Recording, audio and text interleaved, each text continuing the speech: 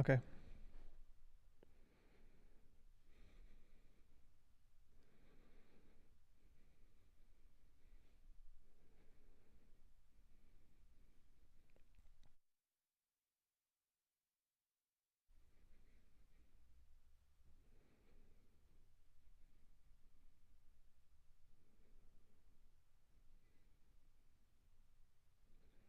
Hey everyone, welcome back to the HR Leaders Podcast, the show where we explore the future of work with industry experts and HR executives and the world's leading global brands. So excited for today's episode. We're going to be talking about the next wave of workplace transformation, working with AI, and I'm joined by my good friend who's back again, Guillermo Miranda, who's a former Global Chief Learning Officer, Senior Advisor, and member of the Science Advisory Board at BetterUp. How are you, my friend? Nice to see you again. Very good. Good morning, good afternoon, good evening, wherever you are in the world. Here, cheers from Madrid. How have you been? You're on the other side now. You formerly CLO of many amazing brands. Now you've gone to the other side. How's life treating you, my friend? Oh, not bad. I think it's a whole experience from being an operating executive Yeah. in IBM, the World Bank, Boeing, to be part of the advisory boards of unicorns that are really changing the marketplace. So it's a different value proposition, and it's also a way to capitalize of all the experience being on the other side of the counter. So I love it. Nice. Love it. Well, I thought it'd be good for us to start, especially how you can't go anywhere now without seeing AI, ChatGPT, to just start with talking about what is AI, because I feel like everyone I speak to has a different answer. So for you, when you think about AI, what is AI? Yes, look, artificial intelligence has been with us for some time. And there is a very clear consensus that you have basically three types of AI.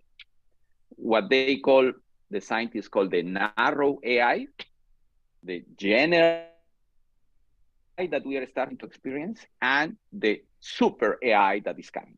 So narrow AI is as simple as the chatbots that we are used every day. It's as simple as our own streaming recommendations. Based on what you have seen, we recommend you now the crowd, or we recommend you now Chris on the podcast, and then you get the recommendation. So narrow AI solves a very specific problem, and it's based on a deep knowledge of a corpus, a very specific of information, and is trained to respond to that. The chatbots, the automation that we have seen in some processes, the recommendations, that is narrow AI that has been with us all this time. I think in the last probably 8 to 10 years, very easy, very clearly recognizable in internet. Generally, AI, on the other hand, is not specific and deeper. The very clear example in front of our eyes is ChatGPT. It's generative AI. So you have a much broader corpus of information, and the engine is trained to answer to different kind of questions and to elaborate the general availability of this general AI comes also with an increased ability for processing power. Without processing power, this is not possible, right? So the general AI is closer to human intelligence in a way, okay? Of course, always remember that everything that ChatGPT can say to you comes from sources that were initially generated by humans. Yeah. So it's organizing and repeating information that is part of this corpus that is being trained in real time. But in past tense as well, right? It only has the information part in the past. Exactly. Yeah. It only has the information in the past. It elaborates, it refines, but it's based on the information that we all create as human beings. And the third type of AI is the super AI. And super AI is based on of general AI working in parallel, sharing information and learning, if you want, the best practices. And that generates a next level of knowledge that has not been trained by humans, which is make a conclusion based on these 3, 4, 5 experiences. If I do that and this happens, if I do that and this happens, and then the different general AI engines change information in a network and connected world and come with broader conclusions that we did not train originally to do. And this is the deep neural connections that this availability of general AI engines. And that is coming into the future. It's going to be part of our day-to-day, not far into the future. And that's the piece of AI that we should look into hope, but also with a very clear mindset of how we will use it. Yeah. This is AI. It's not mystical. It's there. You're right. We were talking before we went live. It's been around for a long time, but it's more recently that it's come to the headlines. And, Microsoft, Google, ChatGPT, they've all launched, it's in a matter of weeks. They all launched their own version of that, right? Yes. I feel like ChatGPT, as soon as ChatGPT launched, every company was like, okay, we have to launch. we have to get into the market now. And we saw everyone yes. Yeah. And ChatGPT got into a record of 100 million users in a matter of days, which is a level of adoption that I have not seen before with any other tool. And it's crazy now that already, for me personally anyway, I could speak for myself, it's become part of my everyday life. Even just before we went live, I actually ran some of my questions through ChatGPT, to being honest, just to see what it would give back and some suggestions. And I actually, that's a good suggestion. I didn't really think about that. So it's become part of my daily life. What does this then mean for the workplace, right? This is why we're here today. This is why many of the leaders and managers and companies are like, whoa, how do we approach this? What impact is this? Are you already seeing this have? Well, I think that what we need to see is how this augmented capacity for human beings is coming to be a reality, okay? The initial version of AI, the narrow AI, brought us the ability to automate things. I will say the administrivia. Oh, let's process these documents. Oh, let's do this enrollment. Oh, let's do these correlations. Oh, let's run these usual queries. So it was taking out of our hands the boring, very repetitive task, and that was okay. Or we're doing things proactively to help on our marketing activities with all these chatbots that you can get answers and will help you. Now, general AI is actually coming to be part of our day-to-day exactly the way that you use it. You are the host of a podcast, and 10 minutes before the podcast, you run 3 or 4 questions just to enhance your own understanding.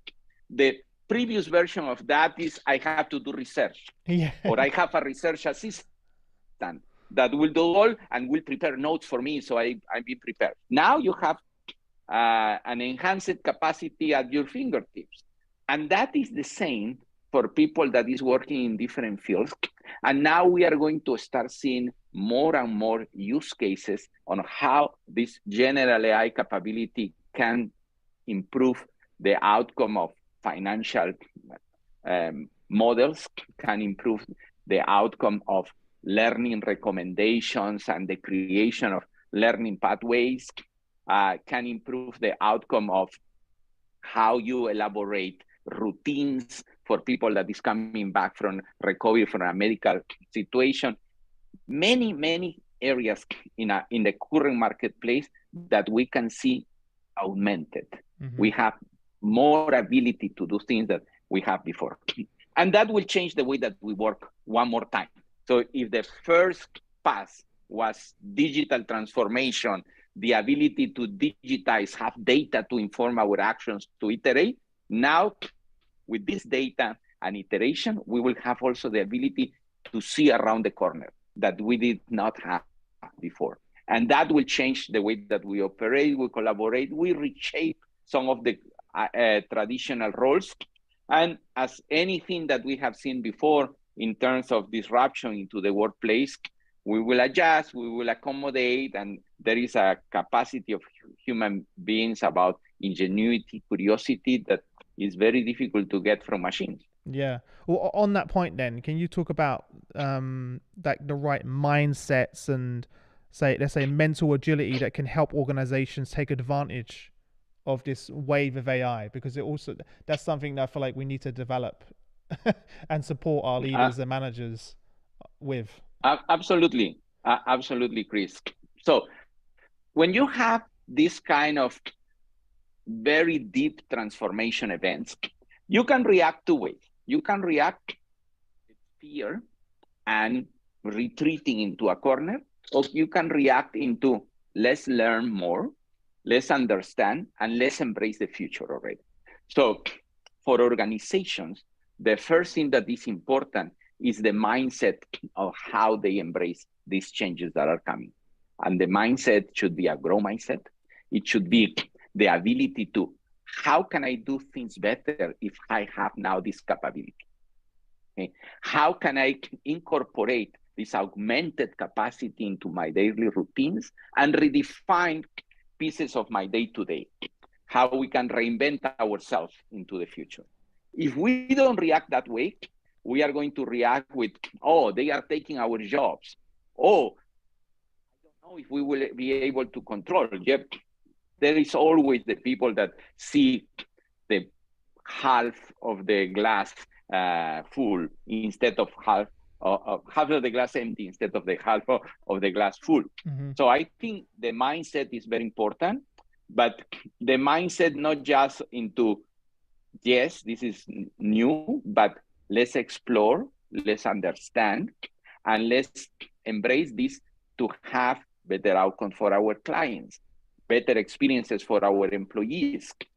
The whole thing of AI is going to help us also in the transition into a much more sustainable economy, for sure.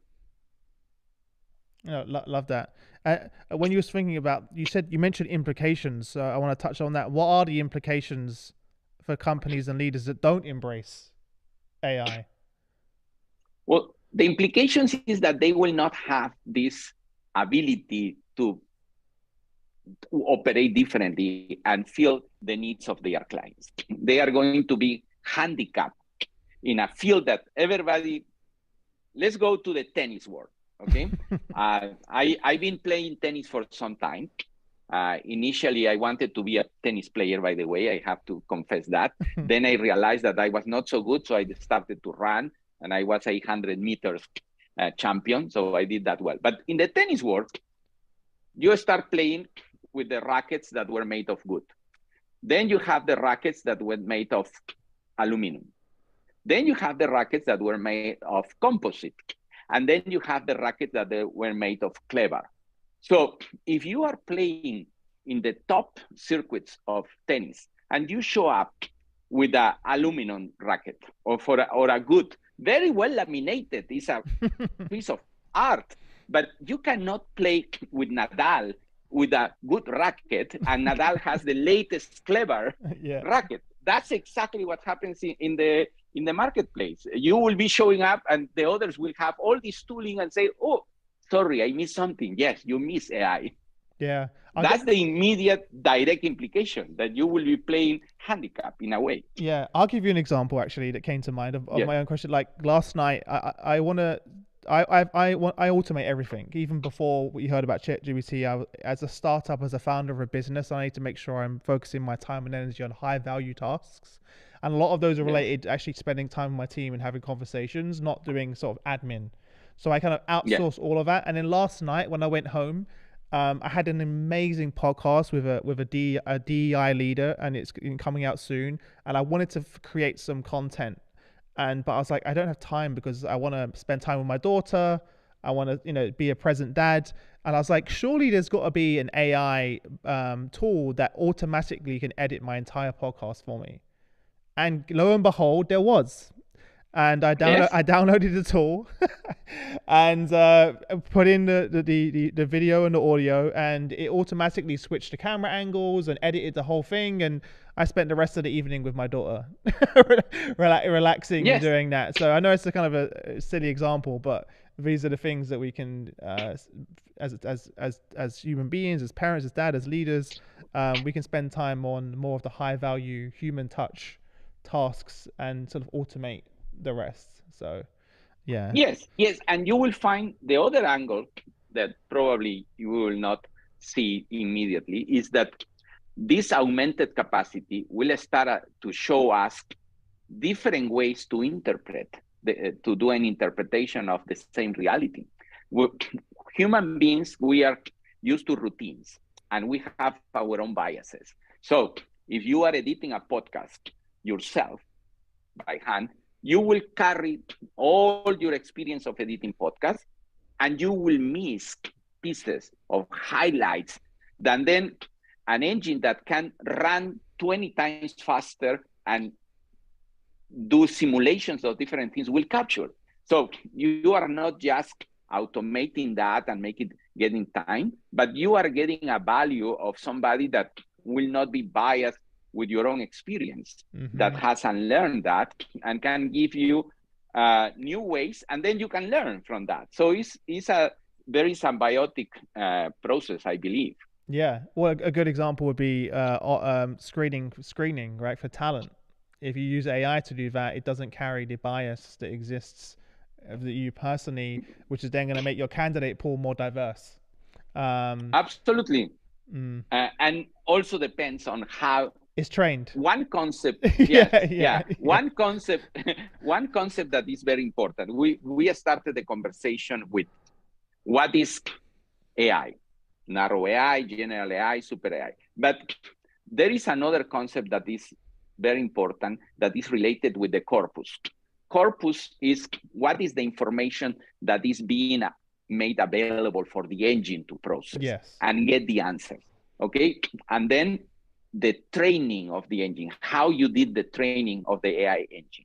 So those things are very important because first, you have to have the ethical implications of how you train the engines.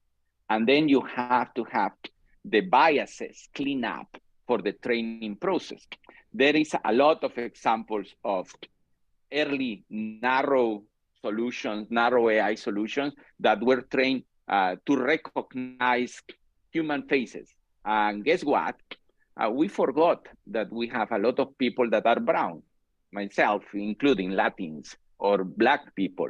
And we trained a set of photographies that were just white Anglo-Saxon, if you want. And the machine was very good. And the moment that you put somebody that does not come from this training, it doesn't recognize. Well, same with screening CVs.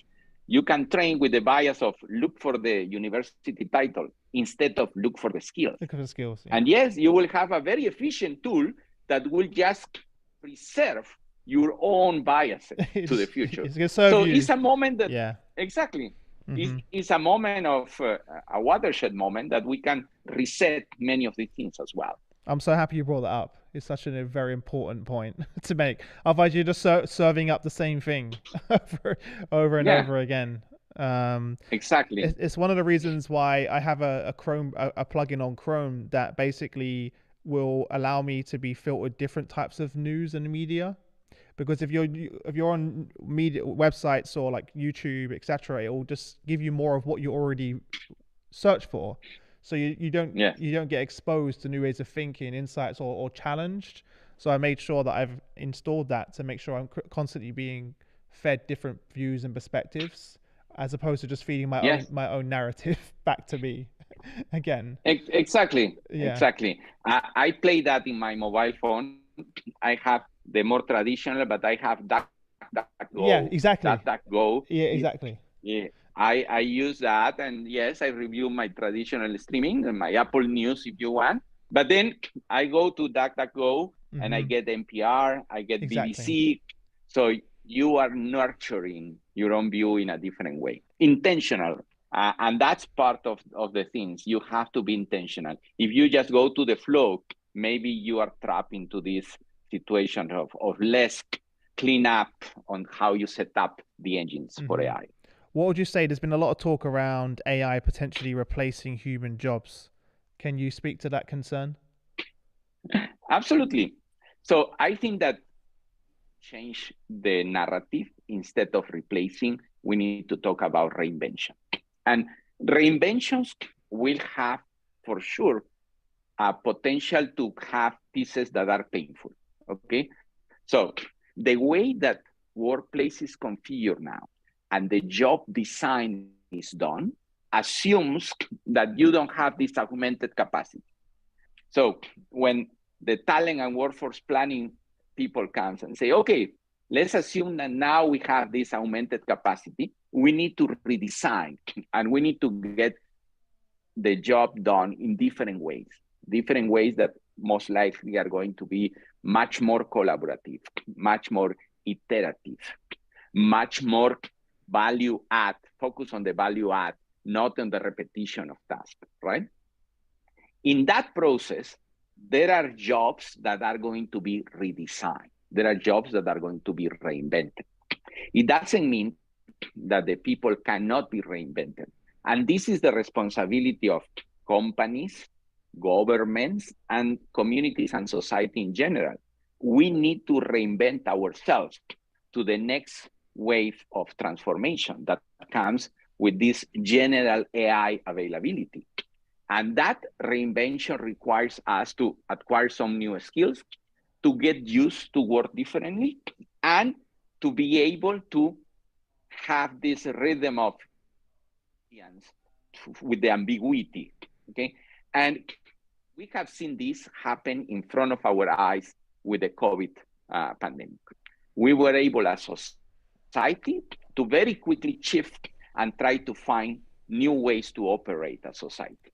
And many things that were taken for granted were no longer available. But in my life as an operating executive, I used to travel very, very, very frequently. And then I got grounded. Or you have services, you have many things. And society reinvented. In a painful way, in some cases, yes. We have to totally acknowledge that. But we have the ability and the ingenuity to reinvent ourselves. Now, the intentionality, as I said, of companies, government, and communities is important.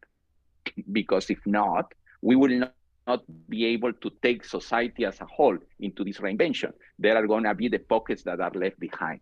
There are going to be the pockets that are biased because of the way that we structure the AI engines into the future.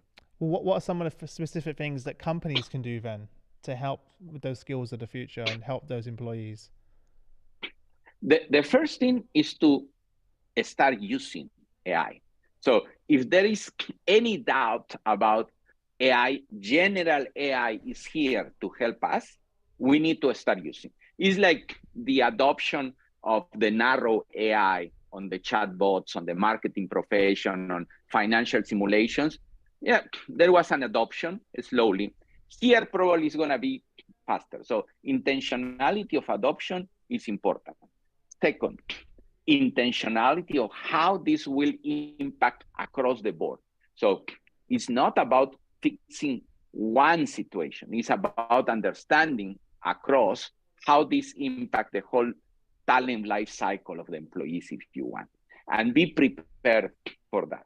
And then also be very clear that there are pockets that are going to have more difficulty to adapt. Mm-hmm. And those are the pockets that we have to double down and help, support, and reinforce into the future.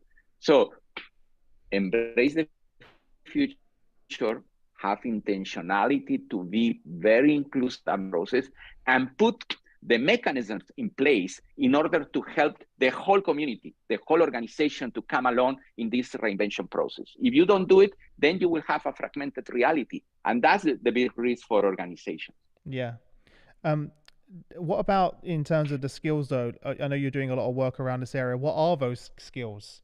What are those skills of the future that people should be developing and focusing on?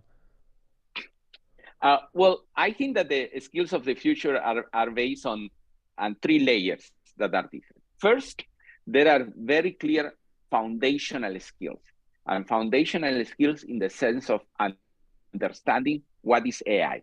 And AI, as I said, is not necessarily just this big robot that is coming to replace us. It's the small chatbot that is helping us to book travel. is the small chatbot or engine that is helping us to optimize our financial portfolio. Is the chatbot that is answering us the queue to create a task in a platform, but also is the general AI that is helping to enhance my job as a designer, enhance my job as a podcaster, enhance my job as an advisor, and how you have to understand how it works. So that piece foundation is how it works. Then you have to have the soft skills that are more based on your mindset, your mental agility, your resilience attitude that are acquired. This is not somebody, oh, you are a bit and optimistic. Well, we can all be a bit and optimistic if we get the right incentives to be a bit and optimistic. If we have the right, neuropsychologists call it brain plasticity. Brain plasticity is the ability to reroute the loads of activity in your brain. If you have that brain plasticity, you will adapt to new things. So those are what traditionally were called soft skills. Yes. The skills that are not technical skills. Those skills are very important. And things like providing mentors, providing coaching, very intentional coaching in terms of have the leaders develop those abilities, having the science behind, having the right interface, etc. And providing the space for the people to reinvent and learn new skills is important. And finally, of course, the hard skills. So I am a financial analyst, and I've been used to work on my financial analysis with this model. I will need to acquire the skill to use a different tooling, a new capacity. Yeah, our day-to-day, it was very clear in many companies how the methodology of agile became pervasive. And then with COVID, immediately we all became experts to do agile on platforms like Miro, like Mural. So you have to know how to use it. You learn something new. So those technical skills for the different use cases and the different professions are important. So foundational, the soft skills, the mindset, and then the technical skills that will help you to work differently on a day-to-day on your specific use case. What about decision making? As we start to get more and more information from AI, and it starts to handle more decision making tasks, how do you think that then impacts the role of a manager and a leader? You know, because they're going to have to develop a whole new set of skills in terms of using AI and technology to make decisions. Does that make sense? Oh, yes, absolutely. So look, as a manager, for some time, we have been evolving from this model of the manager makes the decision to the manager enables the team. Okay, so the same way that now you enables a team where you have different players that are a multidisciplinary team, you will have yet an additional player, which will be your AI engine.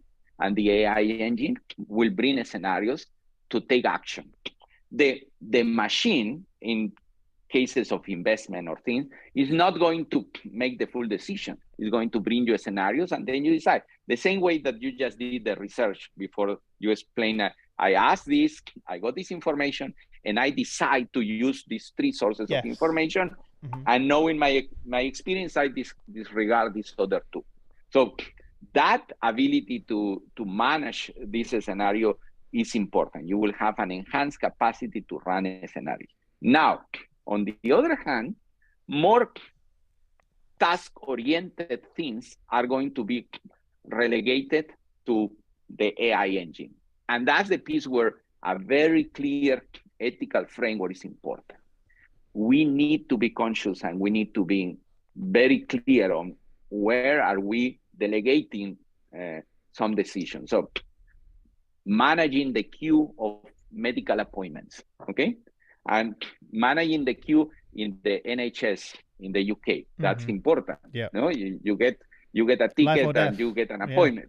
Yeah. So in those cases, if you are going to delegate to an engine to help to make that, you have to be very clear on the trade-offs that are needed, and have always an escape for a human decision making. Or in the cases where the engine is not able, to elevate the case and say, hey, here we have this situation where we have these three equivalent, and I cannot decide.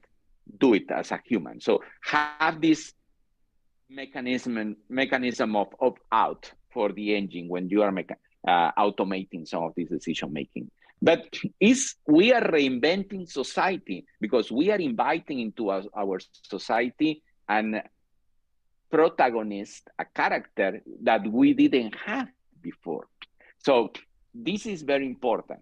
If you want a parallel, the industrial era, we invite into our families something that now is assumed like a standard, to have basically a car, to be able to mobilize people. And that was a big wave, but we invited into our family a character that is part of the families. Most of the families that can afford it are using that as a day-to-day. They don't think about it. But now my entire house is automated, to your point. Every part of it is automated. Even my fridge is smart. And knows what food's in there and what food's missing and what I need to order, and automatically orders it through Alexa. So yeah, it's like exactly. It just kind of operates in the background. You kind of don't even know it's working. I have another one recently, which is really helping me, that my co-founder introduced me to, which is it's a Gmail extension of ChatGPT, which prioritizes my emails and then automatically writes responses. It doesn't send them. I still have to look and do it, exactly. but it does 80%, 90% of the work, and then I can go in. Here's all the emails. Here's all some suggested replies, and sometimes I just hit send because it gets it perfect. And now it's just saved me so much time to be able to do that. Absolutely. As well, you mentioned briefly the ethical side. I feel like that's a part that's going to be very interesting to see how that plays out. Yeah, right? Absolutely. I think that, look, in the U.S. Congress, there was an audience about ethical AI and what are the implications to regulate or have a say on how we want to shape this new character that we are inviting into our society and our community. And there was a very good example.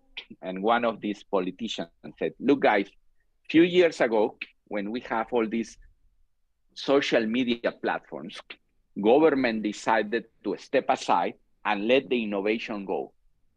This time, I think that because of the implications for the future and because how advanced is the technology, we cannot let the innovation flow. We have to take a say, and we have to have a framework of how this should operate and how we put limits and how we help the innovation to be funneled. And not necessarily is about direct supervision, it's probably more about very clear frameworks and very clear areas where we should not use this capacity, right? Yeah. And if society takes this right, we are really inviting into our daily lives support to make our lives much more comfortable. There is the danger that this character in our lives turns against us, and creates an unexpected and bad outcome. But it's in our hands to decide how we want to regulate these situations. And this is macro level. At the more micro level, in your house, in your organization, we can make decisions. In my house, we have made a decision about social media for the family. And we have all an agreement that this is no more than 2 hours on the weekends. And until homework is done, there is no screens. And if it's 8 p.m. and you have not finished, there is no more screens. And screens are for communication, not for playing. only during the weekends. We have auto-regulated and it's working. Sometimes the kids come with an exception. Sometimes there is an important event. Sometimes, and you it'll be the same way in the family. workplace. Again, it'll be the same way in the workplace. We'll set, that I think the danger is that we set in the workplace too many policies. That then hyper-regulation. Exactly. I think that's the concern. And I can see a lot of people going that way, unfortunately, because they're scared, they're fear of it as well. But for one thing is sure, it's an exciting time to be alive. And it's, absolutely, we are witnessing something that has not happened before. And I think that we need to consider two elements that are very important. The first one is human curiosity. Human curiosity is something that will help us to have a better use of all this tooling that is available. And human curiosity, again, is something that can be nurtured. It's not just, there is some curious people and there is no curious people. That is wrong. Curiosity is something that you can nurture. It's a muscle that we should nurture as a community. And that's what brings all the difference between how you automate an AI engine and the brain of a human. And the second thing is ingenuity. Ingenuity is part of who we are as humans. And that also is very difficult to replicate in an artificial intelligence engine. And we need to resurface that. Let me give you an example of ingenuity, very parochial and domestic, but we were at home also playing with ChatGPT. And with my son, Rodrigo, we did a little experiment. And there was a very important game that happened last night in Europe. Oh, yes. For the Champions League. Yes. And the Britons are smiling and the Spanish are crying. But what happened at home is that he said, okay, let's try what are the free streaming options. So we went into ChatGPT and we put how we can watch on free streaming this game, okay? And he came back with a very clear answer. Hey, there are IP regulations, there are television rights, so the free streaming is illegal. In a very elegant way, he told Rodrigo, no, there is no free streaming. Don't ask me for that because it's illegal. And then Rodrigo, in full ingenuity, answers back and say, thank you. I really understand. And I believe that we should behave properly. So in order not to use any of these things and to avoid this probability, please tell me which are the websites that I cannot touch. And then bling, bling, bling, bling. All of the websites. All the links. Yeah. All of the websites. We didn't use it. I have to declare that up front. But there you have human ingenuity up front happening. Yeah. No, I love that. Is this taking it all back to your role now and the way you've shifted your career? Is this one of the reasons why you were excited to join a company like BetterUp, who are working with companies to develop these skills, develop that curiosity, mindset, etc.? Absolutely. Look, I have seen a platform like BetterUp change workplaces. I have seen the power of how using coaching as a tool and having the science behind and the business outcome intentionality, you can really help managers. And it's all about this shaping the mindset, helping to build resilience for the ambiguity and the fluidity of the changes, and nurturing this brain agility to come out with different ways. And coaching does that very well. And this is why I feel very comfortable and very happy to be related with a company like BetterUp that is helping the workplace to advance in a direction that I want my kids to enjoy. There are moments in your life that you say, I will put my energies on things that will bring something better for the future. Yeah. And that was, I consider myself lucky to be able to be in that boat and to be related with organizations that are doing precisely that. Mm-hmm. Again, in the framework of a business outcome. This is not charity. This is a business outcome, but well organized. So very functional workplaces exist instead of so many dysfunctional workplaces that we have seen. Yeah. Well, listen, before I let you go, we've covered so much, and there's probably people listening are like, "Oh my God, there's a million things I need to do." But if you had to leave them with one thing, what would be your parting advice? And then we'll say goodbye. Well, first thing, embrace AI. This is all about an augmented capacity. We are living very exciting times where society is advanced. Let's embrace the change. Let's be very, very intentional on how, and very eyes wide open into the realities and the challenges. And let's have clarity that you can create biases. You can create unethical situations. So you have to do it with your eyes wide open. And third, trust on human curiosity, human ingenuity, so we can shape the future together. And train your brain. Here we are. Yeah, there's never been such a powerful time as well with tools to train yourself, right? Sometimes I'm sitting there for hours just constantly training myself and being deep diving into it. And I love the approach that your son took. I'm interested to see how kids now adapt to AI and because they're going to grow up with this. They're going to grow up with this as a normal, everyday tool. The same way we grew up with Google. Absolutely. In a different way. And one more thing that is important is this is not about knowledge workers only. And that's the other big difference. Because in many cases, we tend to think about knowledge workers, the professionals that are in front of computers.